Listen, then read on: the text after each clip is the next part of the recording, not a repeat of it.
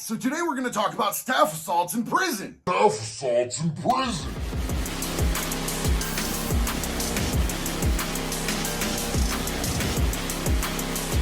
First off, let me read off the resume. My name is JD. I was a 20-year career criminal, a 20-year drug addict. Today, I'm a recovery coach, peer support specialist, smart recovery facilitator, and I own my own businesses. One in recovery coaching, helping other people get out of that lifestyle that I was lost in for so long, and the other is my clothing line, Convict Clothing. New shirt available on our website now. And I'll put a link to that merch in the description of the video. I did 39 months in prison in the state of Oregon for 3 UUMVs, which is basically GTA, Grand Theft Auto. I spent the majority of my time at maximum security facilities, but I did do a little tour of some minimums towards the end there. As always, any and all information that I represent is basically from my lived life experience doing time in the state of Oregon. Every state is different though. Every state's prisons are run differently. They have different politics, they have different procedures, everything can be completely different, and we're not even talking about the feds. Federal prisons are completely different, but this is what I've seen, this is what I've experienced, and this is what I kind of went through. Now that we got that out of the way, let's talk about staff assault in prison. Everybody knows at this point that prison is a generally violent place, right? I mean, it seems like kind of common knowledge, but there's a huge difference between 2 inmates fighting and an inmate fighting staff. Now, first off, even if you win the fight with that CO, pretty much half of the COs in the entire institution are gonna come running and they're gonna put a real good beat down on you. Generally, while you're in cuffs, probably get sprayed, maybe get tasered, maybe get rubber bulleted, who knows? So you better be passionate about what you're doing because you're gonna get messed up all the way 100%.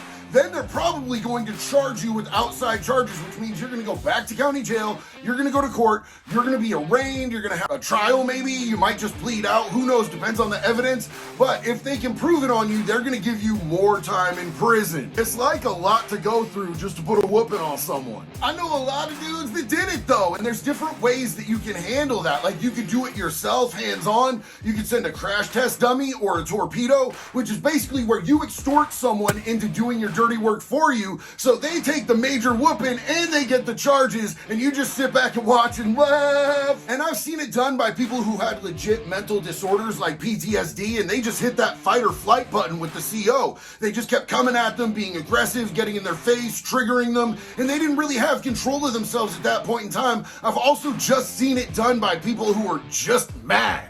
Big mad. Like I'm gonna get my ribs broken mad. Like I'm gonna do 2 years in solitary confinement mad. Like I'm gonna catch some more time mad. And I don't know if I've ever been that type of mad, bro. To be quite honest with you, I'm just gonna figure it out. I'm gonna hold my temper and then I'm gonna come back at you in a way that doesn't mess my life up. I mean, call me crazy, but I always thought the most important part of being a criminal was getting away with it. So today we're gonna talk about what some of the causes that get people to do staff assaults are. We're gonna talk about the methods of staff assault, and we're gonna talk about the consequences of staff assault in prison. Y'all know what time it is. Let's go! Okay, so before we get started here, let's just talk about the elephant in the room. For those of you who have been with me for a while, and there are a lot of new people, welcome. But I have not put out full-length content in almost 2 months. I had a child of mine that died. I had to go to Oregon. I had to have a funeral. I went through a whole grieving process, and my mind was just not there to be able to focus on one congruent stream of thought for more than a minute at a time, which is why I've really been focusing on shorts lately. But I'm back, and it's good to be back, and thank you guys for waiting. Thank you for your patience. Thanks for being a part of my community. I love each and every one of you. I want to see every single one of us succeed, man. That's part of my whole goal. That's part of my message, and it's part of my mission. So thank you for writing out and being here as a part of this community. And I might lose a little bit of my street cred for this, but I do not condone staff assault. It's not good for the inmate. It's not good for the staff. It's generally messy. Unfortunately, it is a necessity sometimes, but it's always an ugly and unwanted thing that has to happen when it does. Just like with our community here, I want to see every community doing good, man, doing better than they were the day before. The way that I see the prison system is that there are inmates over here and the prison system is doing them harm.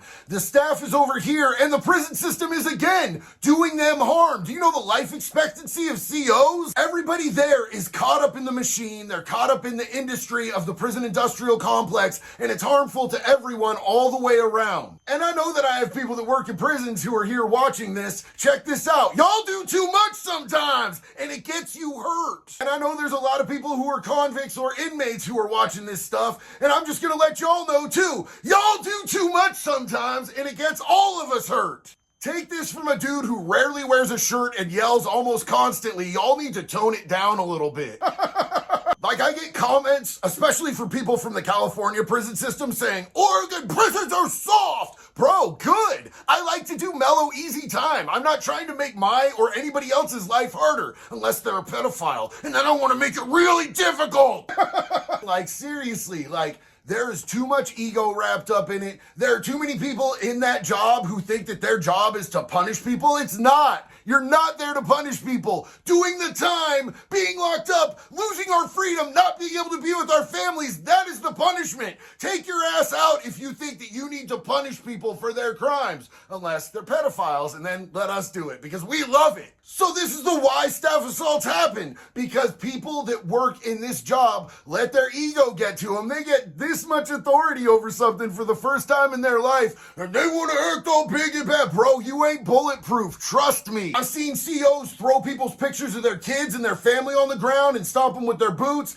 I've seen COs say words to inmates that they know are fighting words, calling an inmate a punk or a bitch or this or that. You know you can't do that. You know what time it is. But I'm going to talk about one story that was particularly heinous, and I 1000% believe this dude had it coming. COs go on rotations, it seems like, in different positions around the prison. One weekend you might be working and visiting, the next weekend you might be on the block with all the inmates. And this one CO decided he was going to start hitting on a gang member's girlfriend when she came to the prison to visit him. Like, seriously hitting on her, talking crazy, tried to give her his number, went all out. And of course, she told her dude. How do you think that something like that is going to go down? There's only one way to squash that type of a situation in prison, and that is with extreme violence, which is exactly what happened.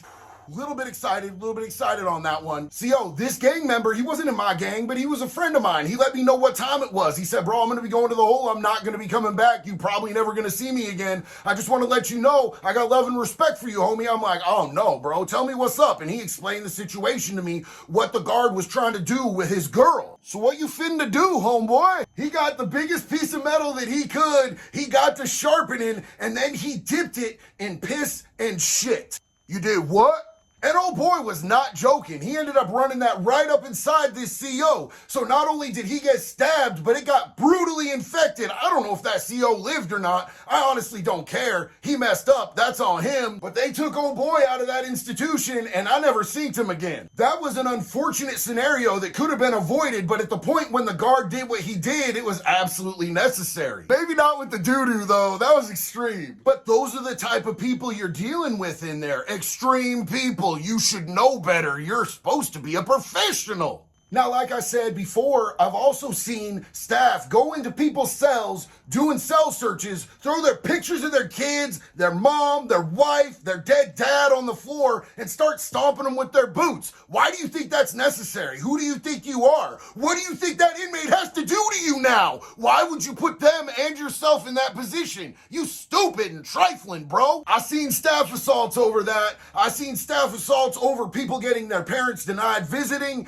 I seen staff assaults over all sorts of disrespect. It's just unnecessary, dude. Like, you are in a situation where people have to live in a very dangerous environment, and if they show weakness, they're gonna have other inmates coming for them. So when you try to punk them out and make them look weak, their best recourse is to take you off the planet. Why would you want to put yourself or them in that situation? Just be respectful, be professional, don't be a stone cold piece of trash. It's pretty easy. And you would think that this happens like way less at minimum camps and everything, and maybe it happens less, but not way less. I watched this one dude whose family got denied a visit by a CO. He got that CO later that night in the chow hall. He hit him in the head with a chow tray. Those things are not heavy, by the way. They're light, they're plastic, they're not weapons. I don't know why he used that. It was ridiculous, and we all laughed as he got dragged out of there. And he still got outside charges for it, because anything you put in your hand will be considered a weapon when you get caught. May as well have just spanked him with a magazine, bro. What are you doing? Let's talk about the consequences, because the consequences can be really severe.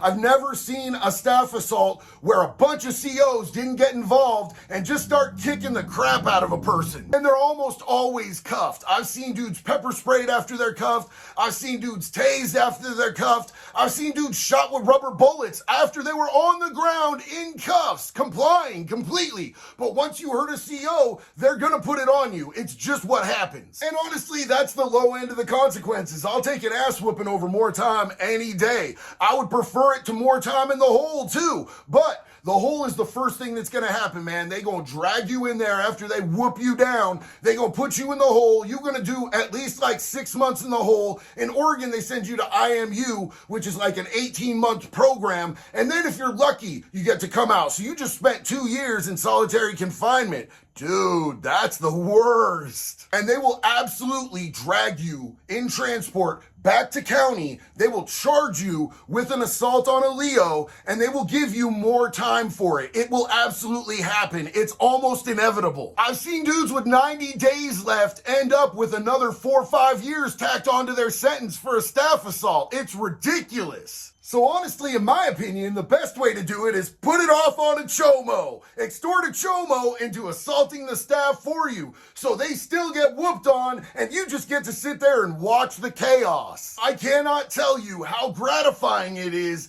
to get the business handled by hurting a chomo, hurting the staff that disrespected you, and you just stand there consequence free. Allegedly, because I didn't do that multiple times at all, ever. Look, my best advice to you if you're thinking about being a correctional officer is to really research it, look into it. The life expectancy of most correctional officers is like 58 to 62 years old. It shaves decades off of your life expectancy because it's a high stress job. But if you go in there, you navigate it respectfully, you treat it like what it is, a job. You're there to watch, to maintain the safety and security of the institution, to observe and report, and you don't get involved in stuff that isn't your business or disrespect people, then you might have a much easier run at it. If you have to go in and do that job, do it the right way. Don't be a bully or an asshole. It'll mess you up, I promise. And my advice to anyone who's thinking about committing a crime, just probably don't. You might get away with this one, you might get away with the next one. On a long enough timeline though, everybody gets caught. And for me, felonies were like Pringle chips. Once I popped, I just couldn't stop. Both sides of that coin are messy, stressful, and played out. Really what needs to happen is that we need to dismantle the vast majority of the prison industrial complex in this country, and we need to work on treatment, both for mental health, substance use disorder, all that type of stuff, so that people are getting help and they're getting rehabilitated and they're coming back into the community better, not just warehoused in an extremely violent, toxic, terrible situation that has them come out better criminals and more volatile human beings all around. I said church. So anyway, let me know in the comments if you have any questions, if there's anything you want me to elaborate on. I am always looking for video suggestions. I want to give you guys the information and the content that you're actually looking for. So drop that in the comments too. Please like, please subscribe, please share. Tell your friends. This is great stuff. Yo, and I love you guys. Thank you all for being here. I appreciate each and every one of you. One love. Be good or be good at it, baby. I'm fitting to go to the gym and eat a steak because I'm not locked up.